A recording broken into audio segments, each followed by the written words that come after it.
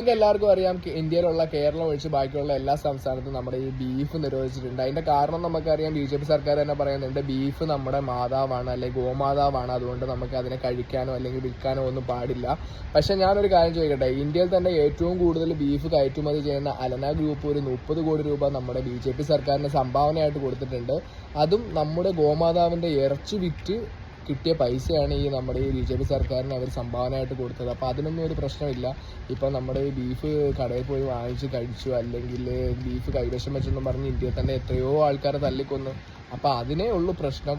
പക്ഷേ നമ്മുടെ ഗോമാതാവിൻ്റെ ഇറച്ചി വിറ്റ് ആൾക്കാർ പൈസ കൊടുത്തു കഴിഞ്ഞു കഴിഞ്ഞാൽ നമുക്ക് 2 കൈയും നീട്ടി സ്വീകരിക്കാം. അതിനൊരു പ്രശ്നമില്ല, ആരും ചോദിക്കാനും പോകില്ല എന്നാണ് നമുക്കിപ്പോൾ ഈ പറഞ്ഞു വരുന്നത് ഒരു കാര്യം. അപ്പം മനുഷ്യന്റെ ജീവനെക്കാട്ടിയും നമ്മുടെ കാശിനാണ് വാല്യൂ കൂടുതലെന്നാണ് എനിക്ക് തോന്നുന്നത്. എന്താണ് നിങ്ങളുടെ അഭിപ്രായം? മനുഷ്യന്റെ ജീവനാണോ വലുത്, അതോ നമ്മുടെ ഗോമാതാവിന്റെ ജീവനാണോ വലുത്, അതോ കാശാണോ വലുത്? ഈ 3-ൽ ഏതാണ് വലുതെന്നുള്ള കാര്യം നിങ്ങൾ തീരുമാനിക്കുക. തീരുമാനിച്ചിട്ട് കമന്റ് ചെയ്യുക. നമ്മുടെ പേജും ഫോളോ ചെയ്യുക. ഗോമാതാവ് ഒരു സൈഡിൽ, കാശ് ഒരു സൈഡിൽ, മനുഷ്യന്റെ ജീവൻ ഒരു സൈഡിൽ. എന്താണ്